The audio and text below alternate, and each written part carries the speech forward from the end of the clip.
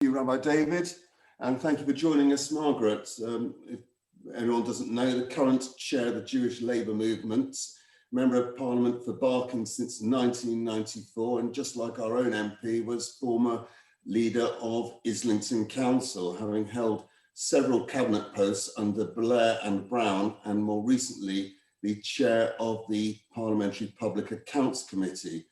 It would be a disservice to define Margaret as the Jewish MP who took on Jeremy Corbyn. There's much more to her than that. It's more appropriate to define Margaret as the perpetual thorn in the side, whether it be the far right, the proms, tax evaders, or Jeremy Corbyn's Labour Party, often damned for what you do and damned for what you don't do. So what I'd like to do is paint a picture of the early days of Margaret Hodge and how you came to be in this Zoom meeting,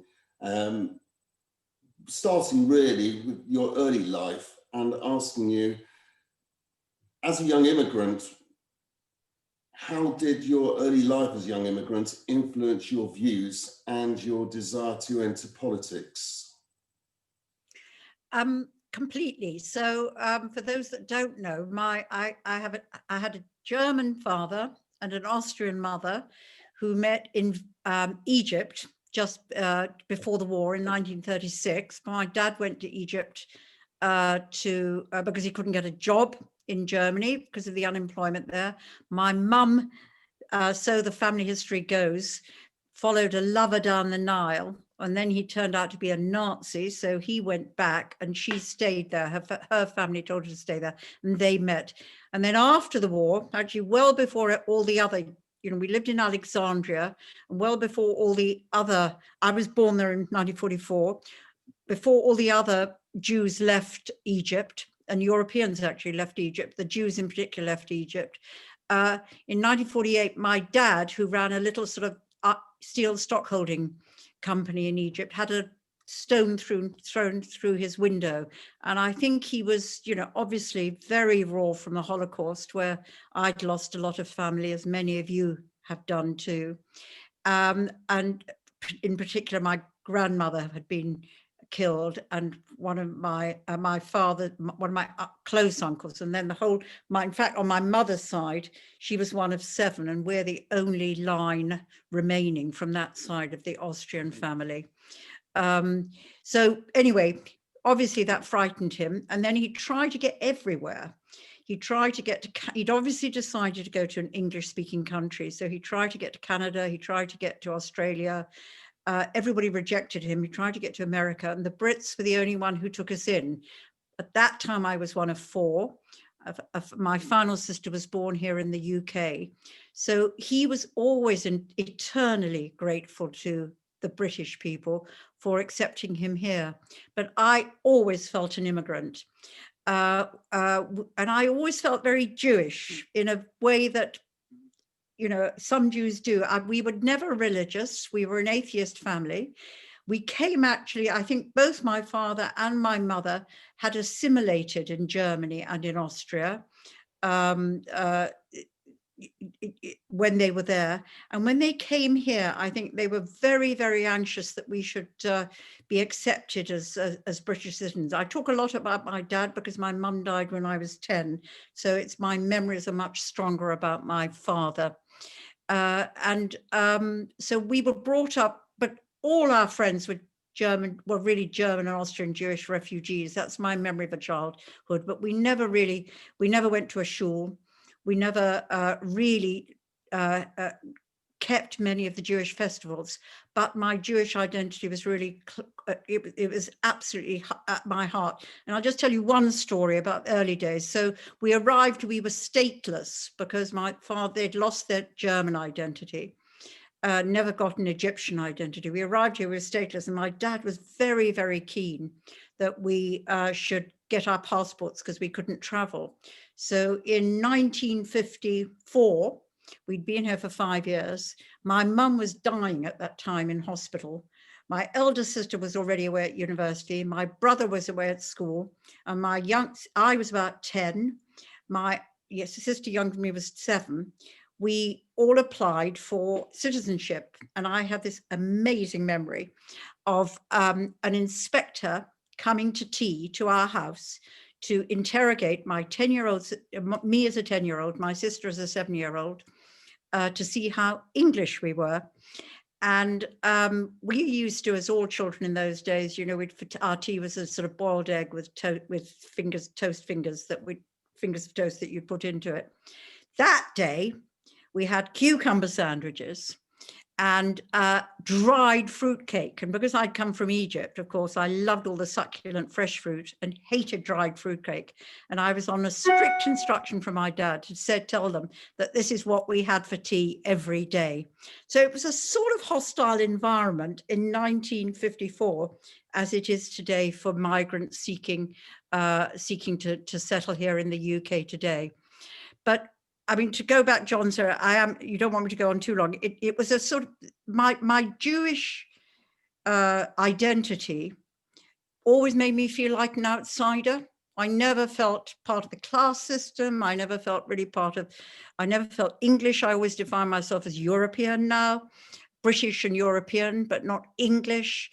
And for me, at the age of 18, the Labour Party was completely the natural home for me to go to as a young activist, because it was the party that promoted equality, that fought racism, and that promoted sort of international solidarity. And it was that drew me into what was my natural home at the age of 18. And really, I say it a bit of a joke, but it is true. When I went into politics, I never thought my Jewish identity would form part of my politics, although I always believed in those values. And it really took, the rabbi did have a go. I was at LSE, and LSE in my day was absolutely full of Jewish students. They all had a go at trying to make me more Jewish. My dad did try and make me more Jewish, and it took one Jeremy Corbyn to really make my Jewish identity come to the fore. I say it as a joke, but there's an element of truth in it. And just following on from that, though, in terms of your rise to become the Member of Parliament for Barking, or up to Islington Council, how did that come about? Well, all these are very funny stories. I was always a Labour activist. I was never in a sort of ultra-leftist part of the party. My early activism was around issues like CND and Vietnam and South Africa. Those were the sort of there were campaigns that I joined, and I settled in Islington, my work, I speak a lot of languages because I came out of Egypt. So I've got this very fortunate talent. I speak 4 or 5 languages. So I was doing international research before I started having babies in 1971. And in 1971, I did start having babies. And in those days, you were expected to give up work particularly when the babies were little. That's what we all did. And I thought all I ever wanted to be was a mum. And I did give up work, and then found that I just wasn't enough for me, much as I love them. I've had 4 children, and I've now got 12 grandchildren, so I'm very, very lucky. And I do love them a lot, but it wasn't enough for me.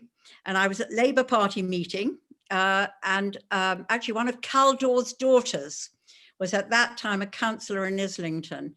And I'd been talking to her about how fed up I was at just being at home. And she said, "Margaret, go on the council. It'll keep you sane whilst you're changing nappies." So I went on the council really to see myself through those days I went on when I was pregnant with my 2nd child. And I always describe politics as being a bit of a drug. You get sort of sucked into it. There was a time when I tried to give up in 92 after Labour had lost 4 general elections, and I'd been leader of Islington for 10 years. I thought, that's it, I've had enough. And I thought I'd go off and run a big voluntary organisation. And to prepare myself for that, I'd spent 2 years at PricewaterhouseCoopers as a public sector consultant. I'd come out of Islington, had this image of loony leftism, and I wanted to show that actually I was a perfectly rational, sensible, left of centre person. So I went to work for Pricewaterhouse, and then my predecessor, died in Barking, and therefore, the seat came up. Jo Richardson, some of you might remember her. She was a great feminist. The seat came up, and I'd rejected seats before that. My youngest daughter was still 13. I thought that was a little bit young, but it was too much. I thought I would kick myself if I never did it. I mean, the other thing to say to you, actually, ironically, my second husband and I, we met through politics, and we took this vow neither of us would become an MP. So I'm afraid I broke that one, but he was always incredibly supportive to me right through my political career. And I went for that seat in Barking, and I've represented Barking for over 25 years. I mean, in those days, it was a sort of completely, when I started there, I walked out of it's really interesting, this is 94, I walked out of the tube station in Barking, and it was completely white. And I'd lived and, worked in Islington by then for over 20 years. And it was just a complete shock. It was a white working class constituency, really over 90% council housing before right to buy, and built really to house the workers at Ford's, the Homes for Heroes. It was a bit the Homes for Heroes and the workers at Ford's. Today, it looks like any part of London. It's a really community. And of course, at that time, you and Henry were neighbours of the Blairs, weren't you? We were. We were.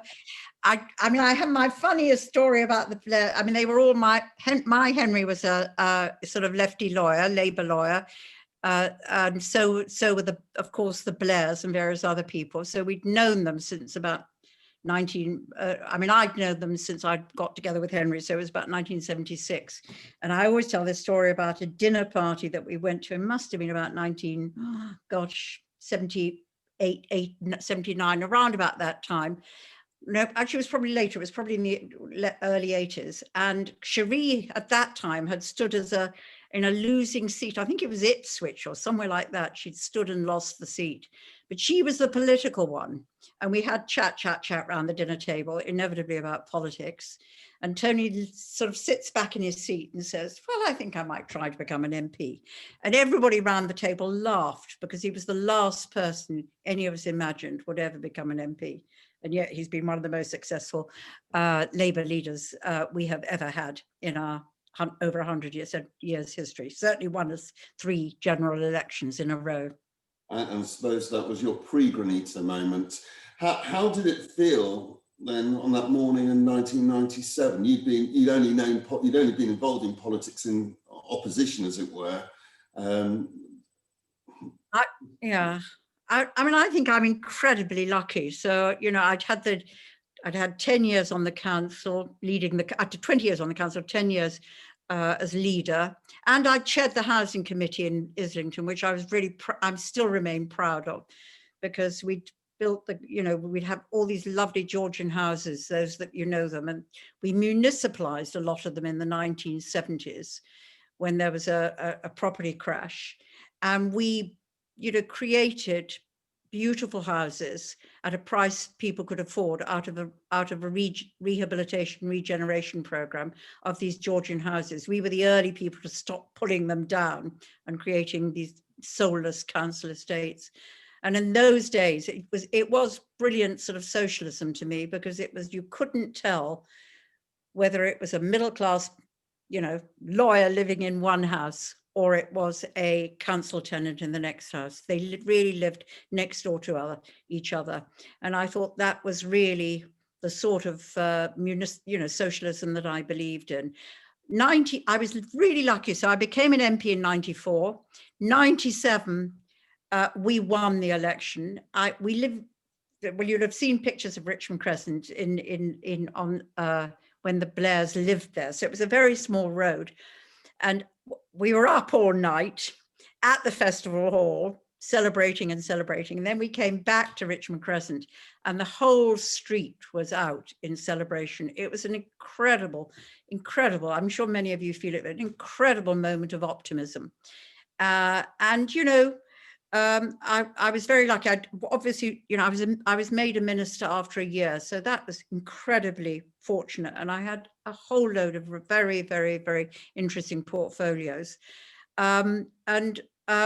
We got some things wrong. I mean, Iraq was a dreadful mistake. I think that Tony's view that he focused too much on structure in public services. So, you know, he'd like to sort of throw up the structure as a way of reforming. So on schools, for example, there was a lot of structural reforms, if you remember, rather than, I think, concentrating on what I would say standards and pedagogy and improving quality there. But we did some fantastic things. I was very privileged. I did Sure Start and the earliest program. That I devised that really from my experience in Islington, because when the ILEA was abolished, we inherited all their nursery schools, as you did in Muswell Hill as well. We did in Islington. And that was when we started bringing together the old nurseries, the day nurseries that were run by social services, with the nursery schools. We tried to create integrated services around the needs of children and family, rather than sort of siloed services that came out of you know, the professions that people happen to be linked in. And that was, you know, that, and so I had the privilege of rolling out the Children's Centre programme, Sure Start, together with others, mainly women. And I had an incredibly fulfilling career. And one of the things that sort of I regret hugely, and I'm afraid it started with Ed Miliband, is we've never celebrated enough the achievements that we made that were different. And whether it was the Sure Start, I mean, let me just tell you one thing. Today, in Barking, in my constituency, half the children live in absolute poverty. So poverty really has moved in London from the centre, because it's all too expensive, the housing, out to the sort of for the suburban areas. You haven't got it in Muswell Hill in the same way, but out in the east of London, we're one of the poorest now and most needy constituencies. Half the children in poverty live there. Some of them come from there, others, you know, families export their homeless families and house them in Barking because it's cheaper. And what we did around child tax credits and what we did around Sure Start and all those things really did start lessening that divide between the richest and the poorest, and really did started to break through child poverty. I mean, that was Gordon Brown's, you know, really, he devised them and then various ministers implemented them. That was brilliant. And that has never, ever, I think, that sort of thing has never, ever been sufficiently celebrated and recognized in the sort of post-Iraq mood when everybody wanted to dissociate themselves from Tony Blair. Quite a legacy there, and that sort of brilliant. The discussion about Barking, there's so much more we could talk about that, but the discussion about Barking brings us on to the, I suppose, the first episode of political life being difficult for you, Margaret. In 2006, you were criticised for suggesting that the benefits of a multiracial society should be welcomed, and it's an argument that's still ongoing and has been ongoing since the Brexit debate. But that essentially led to problems in leading up to 2010, where Barking had 12 BNP councillors elected, and then they sent in Nick Griffiths to challenge you for that seat. That's a time that has completely transformed the way I do my politics. So if I can say it I'll say it as quickly as I can. It's a long story, this, John. So when I arrived, Barking and Dagenham were completely white. Because so much of the housing was controlled by the council, you used to have paternalist sort of council that, you know, when you got married, you were put in a high-rise block, and then as you started having your children, you were allocated one of the you know, houses on the big estates. Becontree Estate is a very, very big estate there. With when housing was privatized through Right to Buy, people bought their houses and then they sold on, or they moved out and let. They bought to let. And both the selling on and the letting brought in people from other communities. So, for example, for a lot of the people who came here with the Windrush generation, because Barking and Dagenham are relatively cheap, this was the first place that they could afford to buy a home in. And for a lot of inner London councils like Westminster or Tower Hamlets, they were the two, they placed in the buy-to-let, they placed a lot of their homeless families. And I remember Kosovans, my first consciousness that the borough was changing was when the Kosovan war was on. So that was about 98, 19, I can't remember, around about that time. And I went to visit this area and suddenly there were a whole load of Kosovans there and I couldn't understand why they'd come. And they had been placed by Westminster Council there. So that there was the quickest transformation of a authority from all white to multiracial like the rest of London than anywhere. So, I mean, it went down from sort of 93% white in 2020, in the 20 years I think it was the 92, 91 or whatever it is, census, to now it's probably about 50% white. It's a really rapid transformation. And at the same time, Ford's stopped having lots of jobs. They do hardly employ anybody now.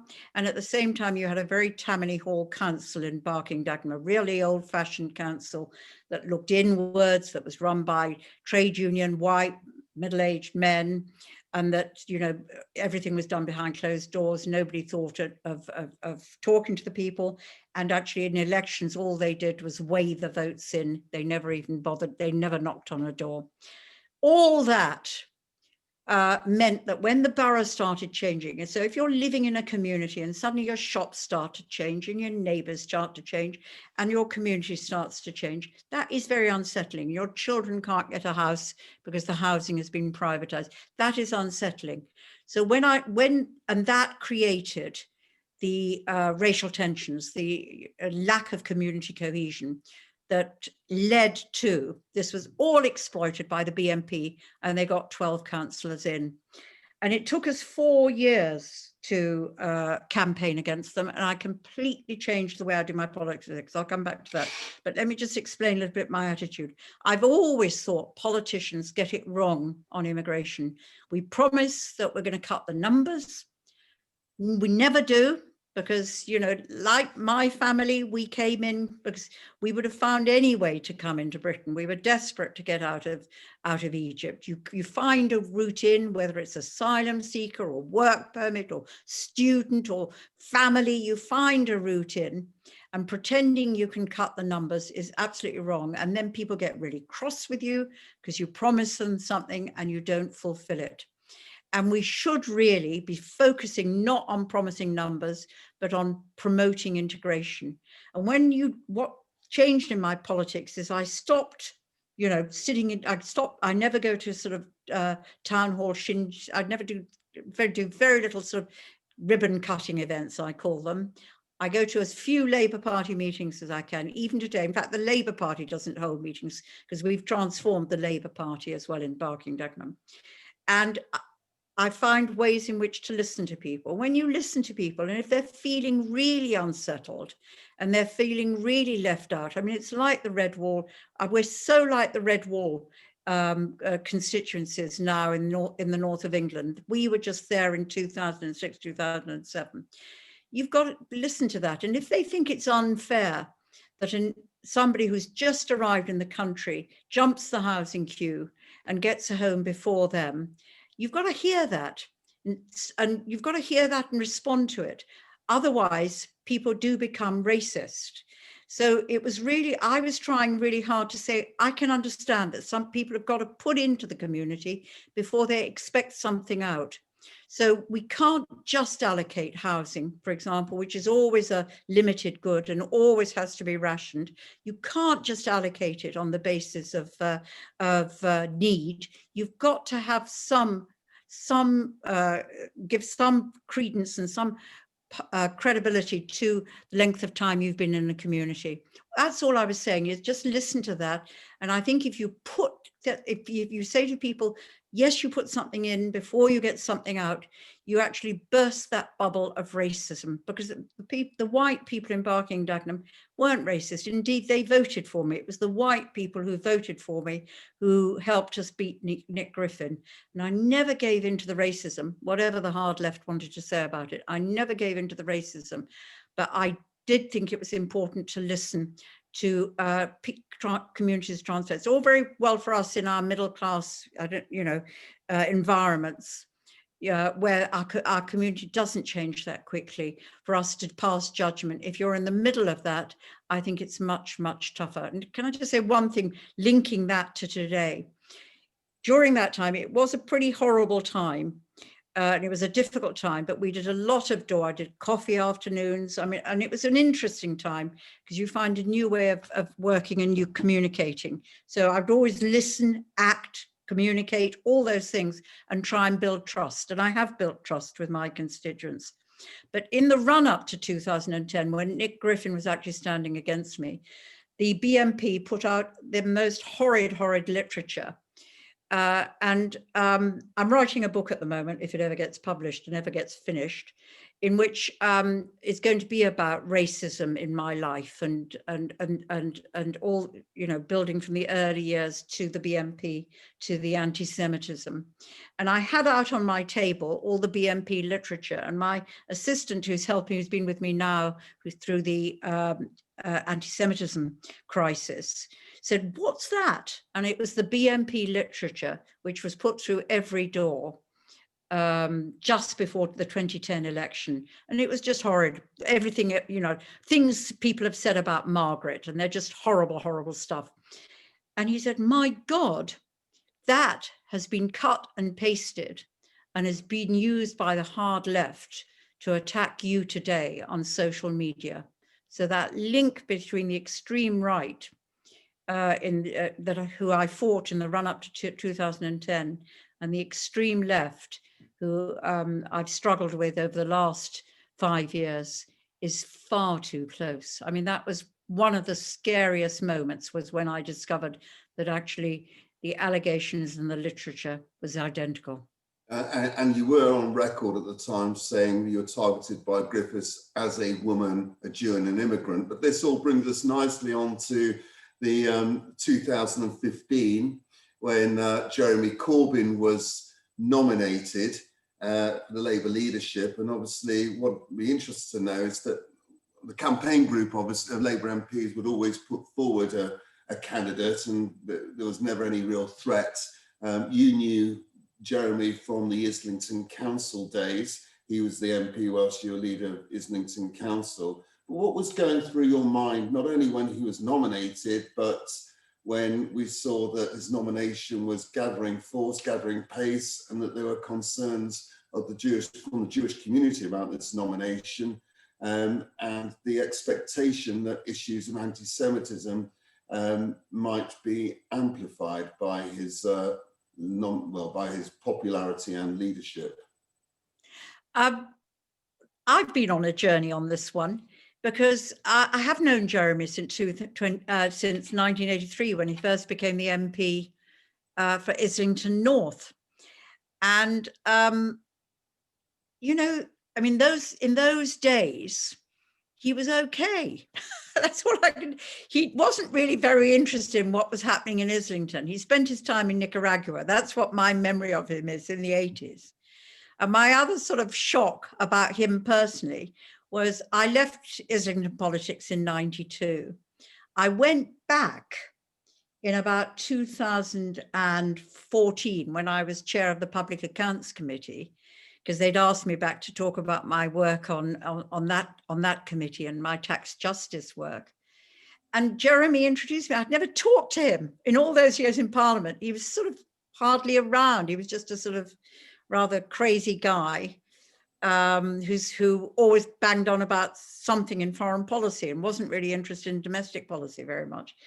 And he introduced me, and I hadn't heard him speak for 20 years. And what was quite extraordinary was the speech he made then was completely identical to the speeches he used to make in the 80s when I was around Islington. So in the early, I was less concerned about Jeremy, and we'll come back to him. I was really concerned about the hard left, because I'd fought the hard left in the 80s in London. So I'd fought Ken Livingstone, I'd fought John MacDonald. Jeremy was never really around in those days. There was a character, Ted Knight, some of you might remember in Lambeth. They were the three sort of big figures in the 80s. And I was part of the Neil Kinnock sort of fight back to make us electable again. And I knew that they were completely off the wall. I mean, I'll come back to where I think Jeremy's worldview is slightly different. I mean, they just wanted impossibilist demands, and they were a horrible bunch of people. In the 80s, when we set a rate in Islington in the middle of rate capping, I had, they tore up, they were up in this gallery in the council chamber, and they tore the wood off the front of the front balustrade and threw it at us. I mean, we were lucky it sort of hit us. So I knew the hard left, and I was absolutely, I never thought they'd get back. I mean, to be honest, I never thought they'd get back. I thought that the reforms from Kinnock through John Smith, through Tony Blair were permanent. I just hadn't got that imagination. So, you know, I was really upset about, really concerned and upset about the hard left. I was less, you know, I thought Jeremy was just, you know, a pathetic figure, to be honest. And when people said to me he's anti-Semitic, in those days, in 2015, I said, well, he can't be, he's an anti-racist. So I bought a little bit into that. Although I've got to, if I can, John, just say this. In the 80s, I dealt a lot with Ken Livingstone, because he was leader at the GLC, and I led for the London boroughs for Labour. So we had a lot of meetings together, and my maiden name is Oppenheimer. And I used to go to meetings at County Hall. We'd have crossing, and he'd sort of sneer. He'd say something sneery about Oppenheimer and, you know, the South African Oppenheimers, who unfortunately aren't any relatives of mine. But he'd sneer about that. And I'd come home and say to Henry, I think he's being anti-Semitic. And then I'd say to myself, and this was the 80s, he can't be, he's an anti-racist. So of course now, roll forward, he was being anti-Semitic. He was being anti-Semitic. And I just was, in a way, too naive to recognize it. But in 2015, when Jeremy was first elected, I mean, a number of people said to me, he's anti-Semitic. And I said, I don't think he is. But by 2016, I was beginning to change my mind. So and shortly after that, you famously told him what you thought of him. Well, it was a couple of years later. You didn't mince your words. You were subject to a disciplinary in which you said that the prospect of an investigation made you think about what it's like to be a Jew in Germany in the 1930s. You were then told that was grotesque and absurd. But tell us a little bit about the climate in the Labour Party, in the Parliamentary Party at that time, and the local party, and the attacks that you'd been receiving on social media and well, more widely. I mean, it's difficult. Do you want me to read out some of the absolute abuse I got? Or is it, people feel, it's a lot of swear words in it? I don't think we'd probably, I mean, I think a lot of people are aware of the sort of abuse that's being... All right, I won't do. But... I'm all right with it, don't worry, Margaret. What? Even with the rabbi here, it's okay. Don't worry. I can't tell you how horrible it was. That's really the point of it. I mean, some of it is, I'll just read you the sort of stuff that we were getting, because I just pulled it out before why has 1% of our population got so much power? Rid us of this cancer. Right? That's one people. Margaret Hodge is a Zionist pig, and hopefully Hezbollah will catch up with the bitch. A Zionist stooge, a swastika is appropriate as Israel is a fascist state. And then I want her to feel despised. It's what the bitch deserves. I hope somebody kills her. I really do. She's a lying, deceitful, hateful bitch who needs to be executed publicly so we can watch and laugh at her. The only support she deserves is a handrail to climb the gallows. And apologies for these words, the vile fucking cunt. And then probably the worst is one that Ruth Smeeth and I both got. About Ruth Smeeth and me, we're both a couple of, sorry about this again, shit-stirring cunt buckets, bought and paid for by Israel, still not content after getting the fuck-witted, biased pro-Israel IRA definition adopted by the mewling appeasers within the party. About time these cretinous pieces of shit fucked off back to their stories.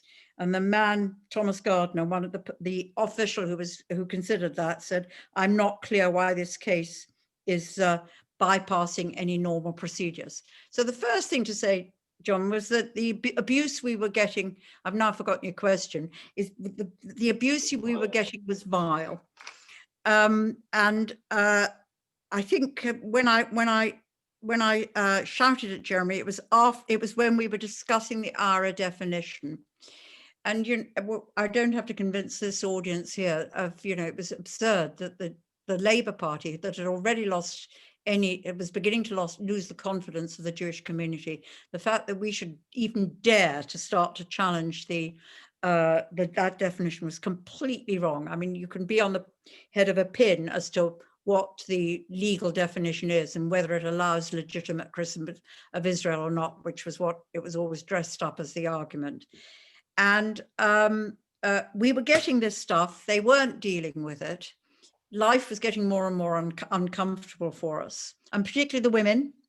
So, I am the last now of the women Jewish MPs left standing. It's a shocking truth, but Luciana Berger, Louise Ellman, Ruth Smith, we worked together as a strong group. And the men, apologies to those of you that are here, there are 3 male Jewish MPs who were noticeable by their absence, really, in the battle against anti-Semitism in the party. And we were all sitting in the back, we were all in the chamber voting on one of these endless European, it was one of the nights when we had endless votes on the European issue on Brexit. And Jeremy had chosen that day for the National Executive Committee to meet to discuss the IRA definition. And you will remember that he refused to adopt it. And we were all furious. That came out as we were standing around the lobby. And I was sitting with I was standing behind the speaker's chair with 2 of my colleagues. And I did say, and I do occasionally swear, some who know me well say, I did say, I'm going to tell him he's an effing anti-Semitic racist. And these 2 young men said to me, "Go on, Margaret, go for it." And I said, he was in the chamber at the time. And I said, "No, I'm going to wait till he comes out." And they rushed away. I didn't realize one of them had gone to brief the Huffington Post. Jeremy came out. And the last thing I said to myself is, you mustn't swear, because that obviously you lose the strength of the argument. So I did approach him. And I said that I thought he was an anti-Semitic racist. And he started saying, "You've got to look at page 46. And I said, "It's not what you say, Jeremy. It's what you do." And then I said, he was making the Labour Party a hostile environment to Jews, to stay in. And he is passive aggressive. So he didn't engage at all with me on the argument. And that was it. And I was quite shaken by the exchange. I mean, I had to have some of my colleagues gave me a glass of water, but then I went off to the theatre with a friend of mine. So I switched off my phone thinking, okay, I've got that off my chest. And I always tell people to their face what I think. I think it's terrible if you do it behind their backs. And then came out and of course put my phone on and found that the world had gone mad and that my colleague had told the press. So I went home that night and I had terrible, terrible toothache. So the next morning I had to go to the dentist to deal with the toothache. And I took my assistant with me. So I was sitting in the dental chair trying to have this treatment for an infection. And my assistant came in and said, "Luciana's on the phone for you." And I said, "I can't talk to her now. I'm having my tooth done." And she wanted to talk to me. And she told me that I was going to be suspended from the party. And it was a terrible moment. It was a terrible moment. I've been in the party. I'm getting on for 60 years now. And I joined the party to fight racism I'd fought the BNP. Here I was fighting anti-Jew hatred, and I was going to be suspended for it. So John, I probably haven't answered your question properly, but that was how it came about, really. And what happened. And I think really the impact that had, I mean, there are a lot of people, it raised the profile of the argument, which I think, all of you sort of fighting it as well. You know, and there are a lot of people. It was particularly the women who were victims of this abuse. But I think it helped raise the profile, and that in a way supported the fight. And there was an attempt, wasn't there, to deselect you? You're triggered for deselection in Barking, but at the same time, which you won comfortably, you remain comfortably. But at the same time, whilst Luciana and others resigned from the party, there was a lot of pressure on you to resign. You were an honorary member of the campaign for antisemitism, and they sort of dismissed you of your role because they accused you of being a participant in, being complicit in seeking Corbyn's election to number 10. Why did you stay in the party? Well, I stayed. I say to everybody, it was as hard to leave, as hard to stay as it was to leave. I think it was impossible to know what the right thing to do was. And you'd wake up every morning thinking, well, should I go? Should I go? And I stayed because I'm a fighter, as we've been discussing. And I just thought, I've been a member of this party, for getting on for 60 years. The party's been around for over 100 years. The Jewish Labour movement is the oldest affiliated body to the Labour Party, before any of the trade unions affiliated, also 100 years affiliation. And I wasn't going to let this faction, they were the faction, this faction with their terrible values, their appalling worldview, take over the heart and soul of the Labour Party without a fantastic fight. I just wasn't going to do it.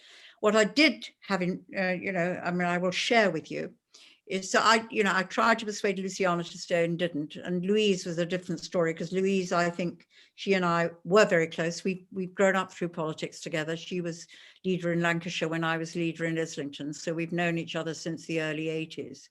And I think she just had the most terrible time with her constituency. Let me just share two stories with you and then tell you what I've done. So although I did face reselection, and it came from the hard left, in the summer of 2018, when I had attacked Corbyn and I'd faced this disciplinary action, it was the end of July. I then went off, spent the whole of August fighting this, and then came back to a party general meeting in September, right at the beginning of September. We meet on the first Thursday of the month. And I was driving to Barking, and I suddenly thought, oh my God, I haven't fixed this. They're all going to be having a go at me. It's going to be terrible. And my party now is about 30% Muslim. It's about 15% of the constituency is Muslim. It's 30% of the party membership is Muslim. So I thought, I am going to have I'm going to have a terrible time of this. And I walked into the room. There were about 300 people there, and I just thought, well, oh my God, they've plotted against me. This is going to be terrible. And I just sort of told my story in the only way I could. I was completely honest and talked about my emotions and my background. My dad always saying this thing about, you have to keep a suitcase at the door, Margaret, in case you have to leave in a hurry. It's one of my really strong childhood memories. And at the end of telling them, I got a standing ovation. And what was so interesting about the evening was Muslim after Muslim got up and said, we understand entirely what you've been through, because it's just like Islamophobia. And I think for all of us in the Jewish community, that's a really important thing for us to bear in mind, even with all the conflicts between in the Palestinian-Israeli thing. That was a very, very strong feeling.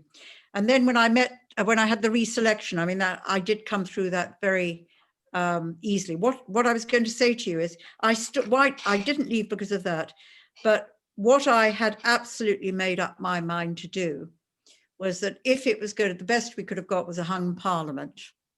And I can tell you now, and I couldn't have told anybody before, I would have used my position as an MP to do everything I could, along with some of my, there were a few of us there who were determined to stop Jeremy Corbyn becoming Prime Minister, because in a hung parliament, your vote counts.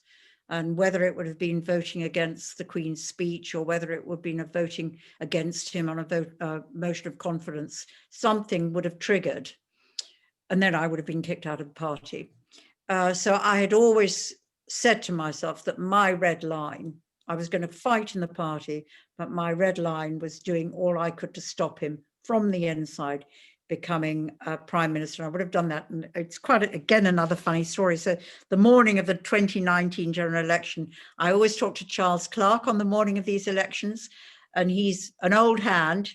He always predicts elections correctly. And I hadn't shared this, what I was going to do. I'd shared it with one or two other people, but we were really going to do it after the election. So he rings me up in the morning and says, "It's going to be a hung parliament, Margaret." So my heart absolutely sank. And I spent that day going around the constituency from polling station to polling station, thinking, girding my loins, thinking, this is the moment, I'm going to have to do it. And by 7, 8 o'clock at night, I was completely determined that was what I was going to do the next day. I was going to stop him, be one of the people who try to stop him being Prime Minister. And then, of course, the poll. So it was a miserable day in a turmoil. But then, of course, the 10 o'clock poll came out, and we had the worst election defeat since 1935. And of course, we've got moving swiftly forward. We've got the news last week of the report that was published. It was a report published by a commission that was set up by the Labour Party that found the party to have acted in a discriminatory and unlawful manner. How did that make you feel? I mean, first of all, we've been preparing for this report, and the Jewish Labour movement, there's a couple of people in the Jewish Labour movement who've literally devoted, I think, 3 or 4 years of their life to providing the evidence and supporting the evidence from the Jewish community to the EHRC investigation. They're two absolutely brilliant, dedicated young Labour Party Jews who really, really brilliant. And we thought the report, we convinced ourselves that the report was going to be absolutely bureaucratic, that it was going to talk about systems and processes, and it wasn't going to say anything. So when we read the report, we only got it an hour before everybody else. So we got it at 9 in the morning, and the EHRC launched it at 10. I couldn't believe how tough, direct, clear, and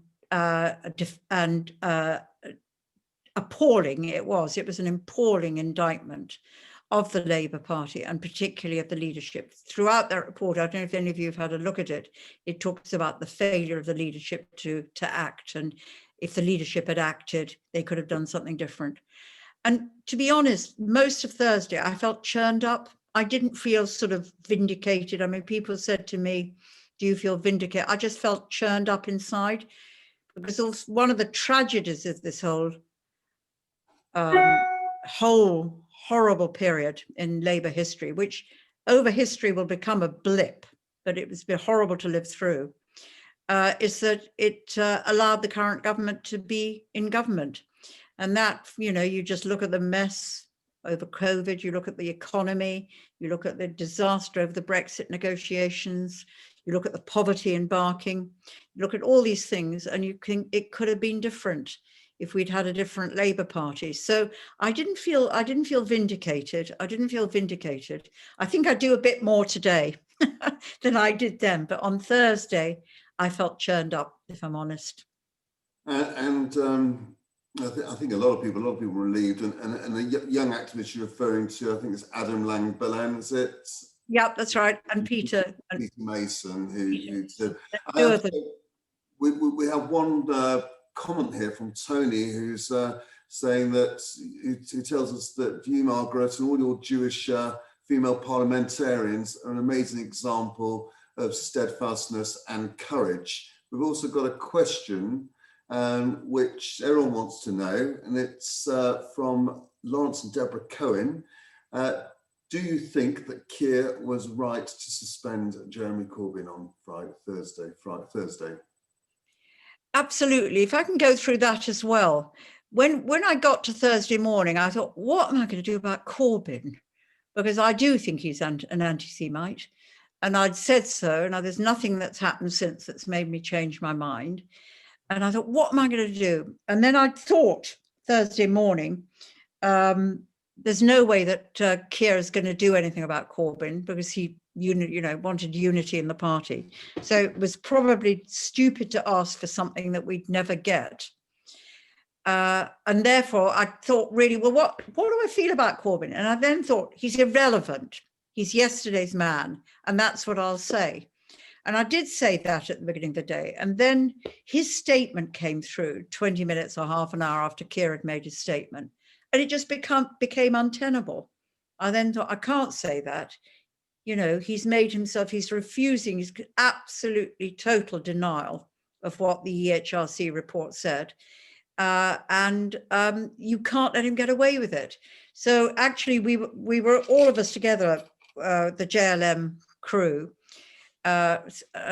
with people saying, you've got to stick to the line. I said, I'm not going to. I can't bear to do it. It's just impossible. And in the end, we rang Keir's office, and I was going on the world at 1.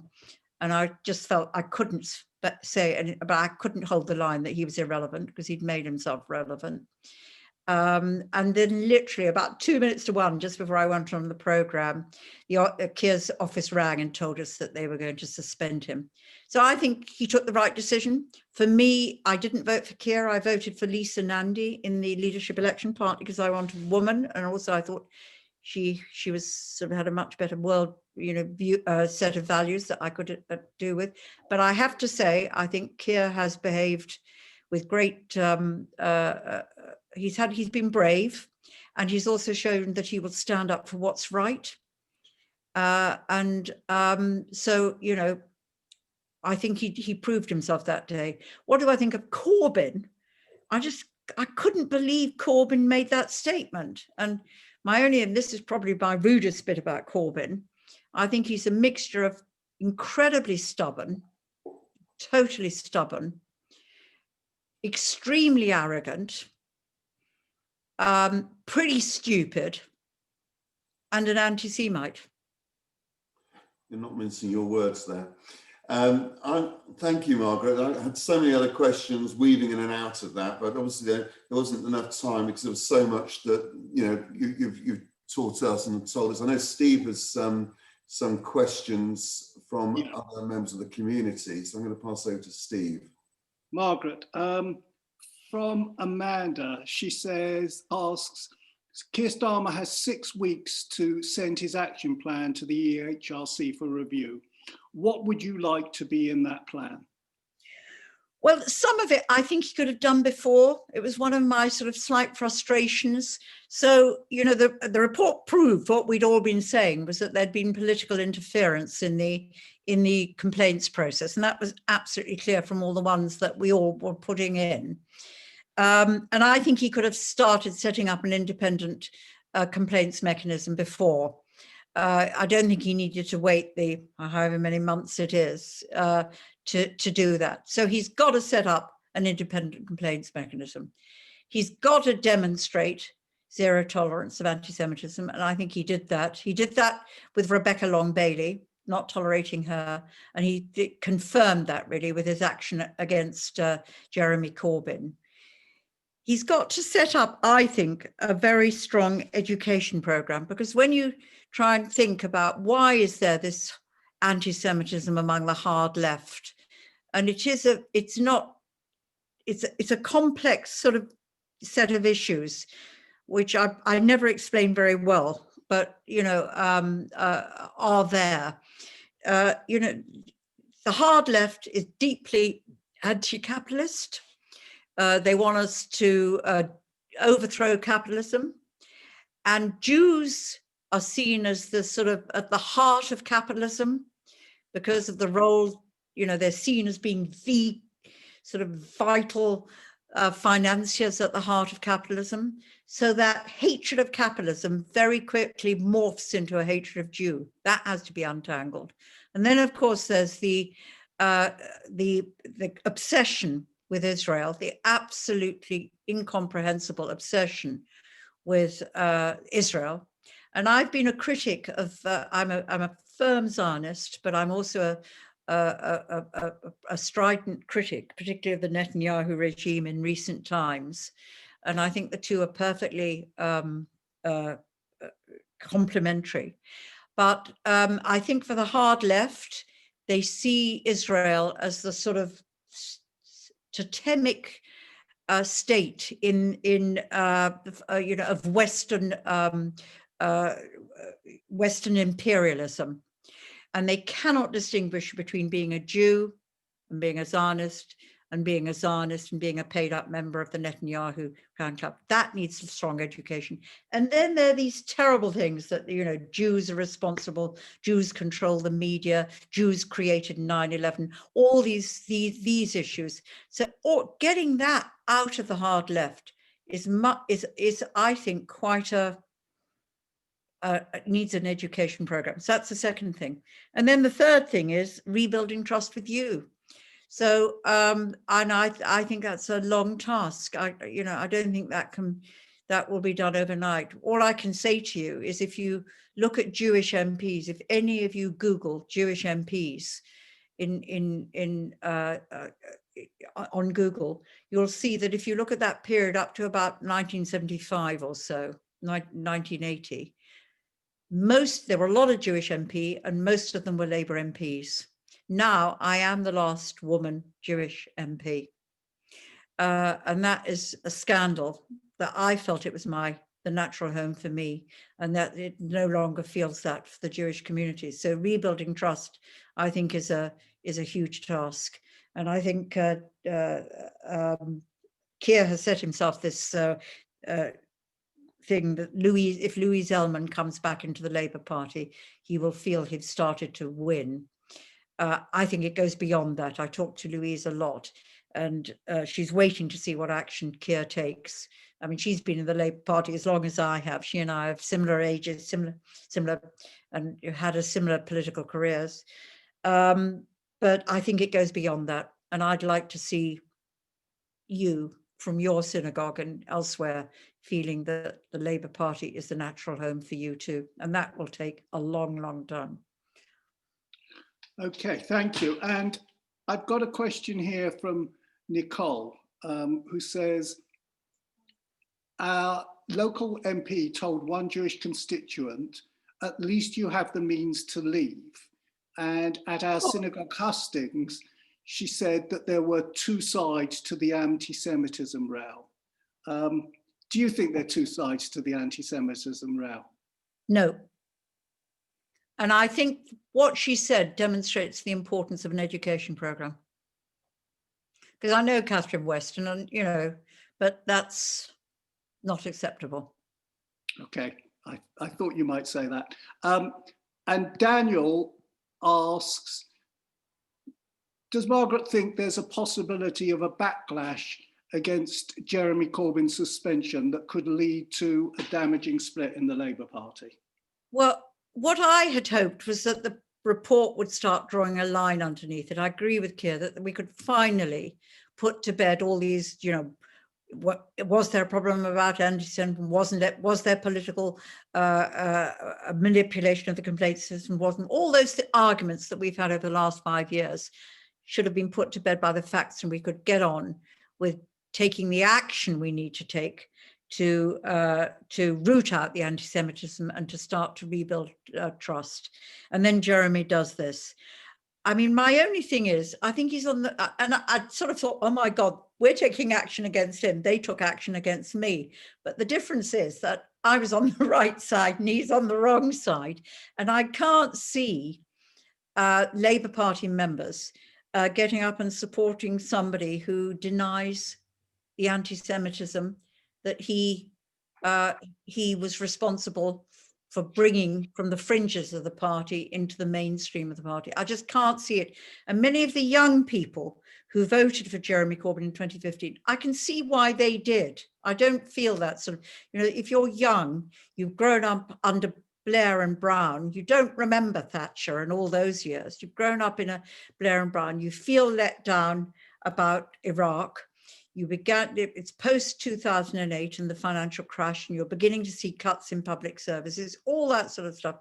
I can see that somebody getting up and giving this naive hope is attractive, but I don't think supporting that hope in 2015 is consistent with supporting Jew hate in 2020.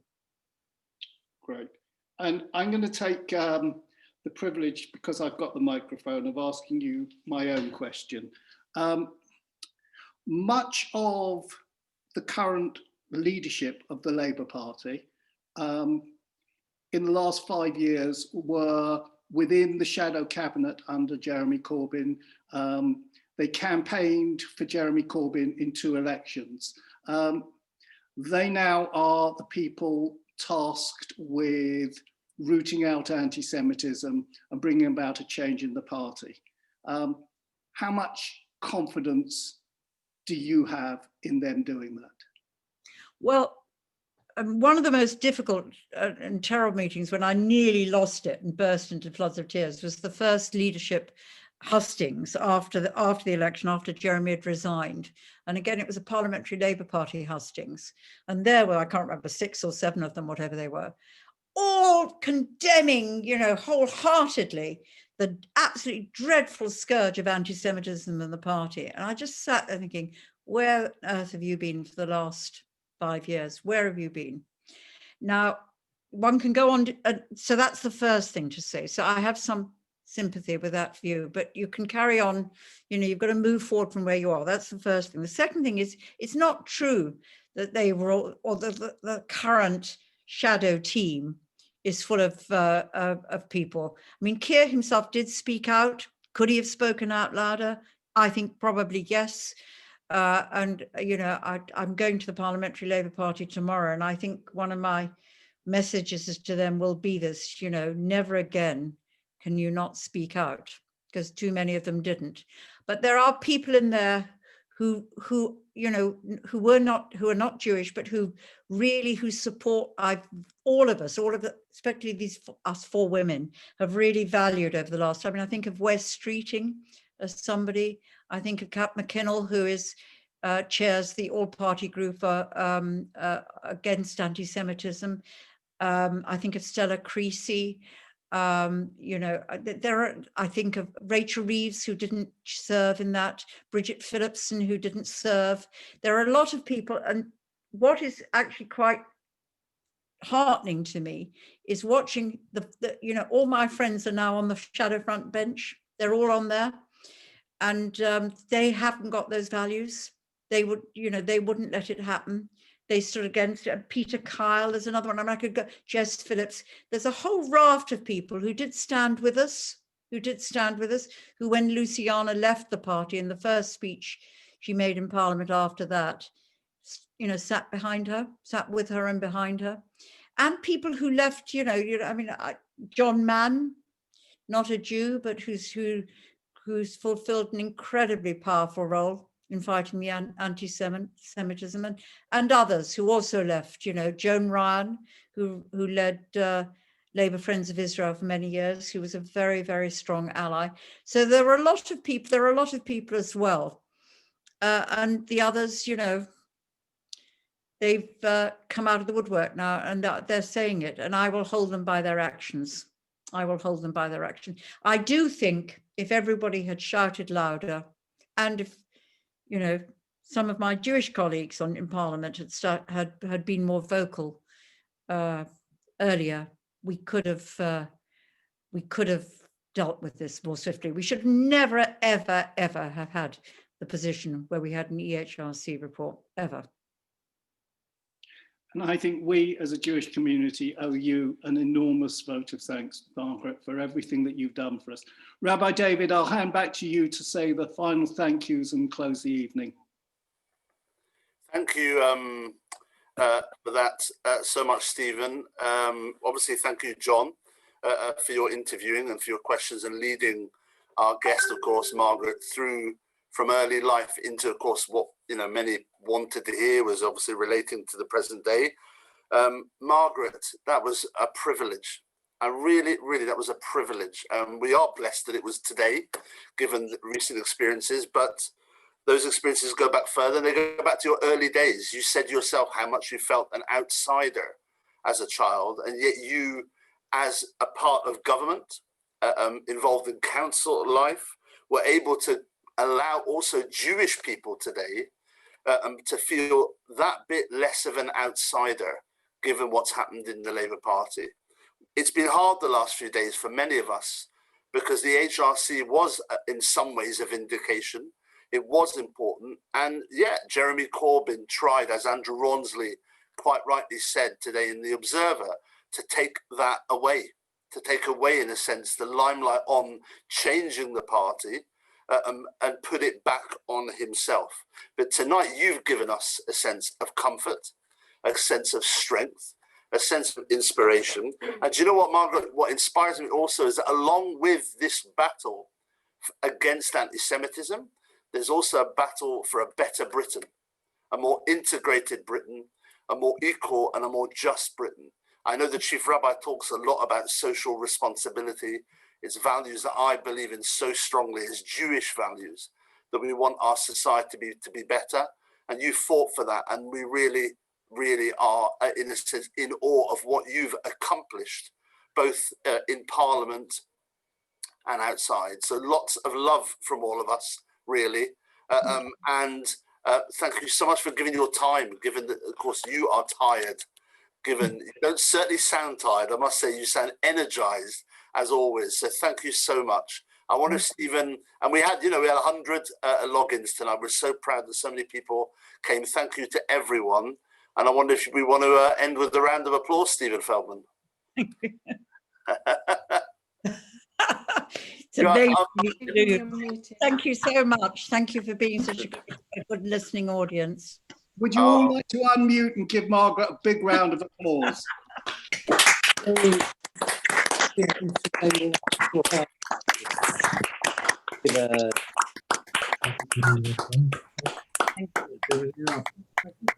Standing ovation there, Margaret. Thank you very much.